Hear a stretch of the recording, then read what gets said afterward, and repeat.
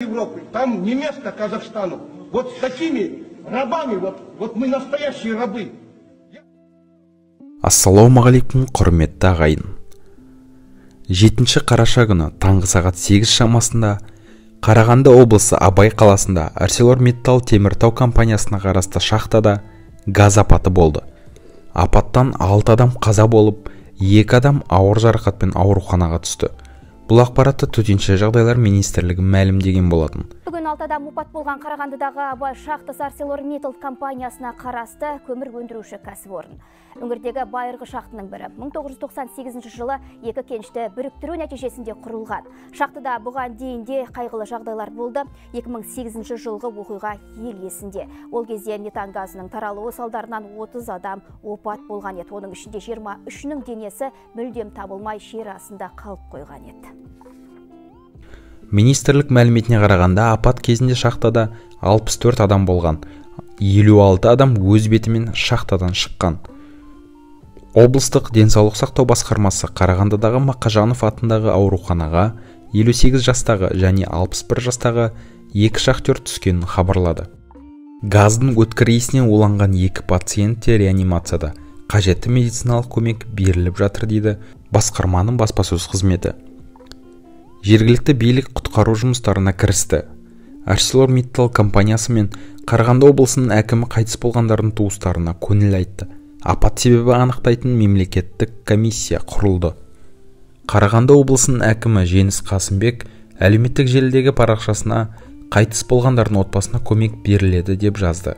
Қарағанды облысының полиция департаменті қылмыстық кодекстің тау-кен немесе құрылыс жұмыстарын жүргізу кезінде қауіпсіздік қағидаларын бұзу бабы бойынша іс қозғалғанын, тергеу басталғанын хабарлады.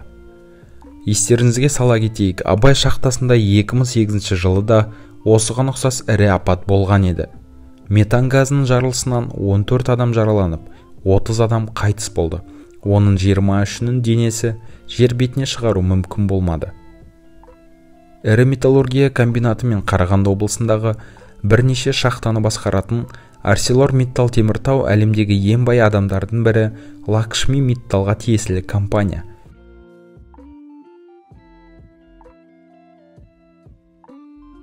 Компания қоршаған ортаға зиян келтіргені үшін көп сыналады.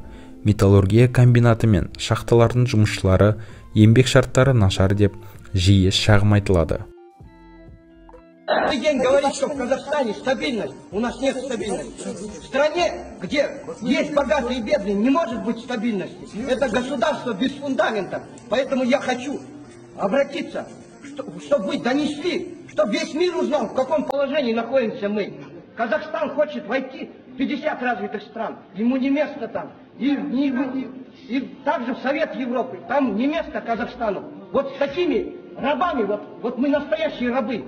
Я хочу, чтобы вы донесли, чтобы вся Европа и весь цивилизованный мир узнал, в каком положении находимся мы. Мы бесправные рабочие. Мы не рабочие, мы стали рабами.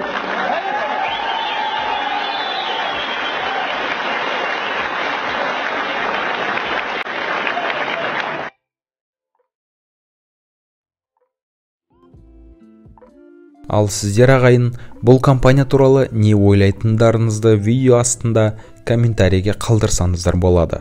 Ал біз қаза тапқан шахтерлердің отбасыларына өз көңілдерімізді айтамыз. Сіздермен болған Шындық каналы.